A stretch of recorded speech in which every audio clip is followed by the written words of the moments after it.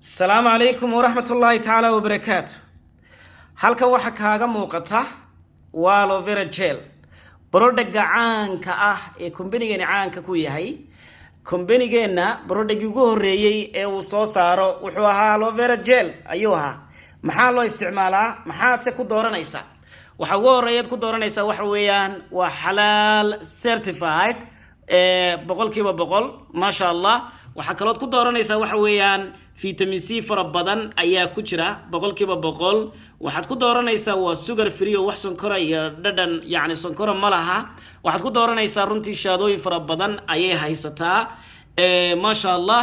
waxaad ku dooranaysaa waxa weeyaan waa inner leaf gel yani waxa weeyaan ma garanaysaa qaybta miida ah ee dhexda ah ee dacarta ayaa laga sameeyaa. marka aloe vera gel walaalayaal waxay caawisaa qofka dheefshiidka ka caawisaa, waxay ka caawisaa sidoo kale ma taqaanaayay energy-giisa inuu kor u qaado, waxay ka caawisaa sidoo kale quruxdiisa guud ee jirka, waxay aad u caawisaa dadka gaaska qaba, dadka babaasiirta qaba, kulli waxa weeyaan runtii aad bay u caawinaysaa ma sha Allah.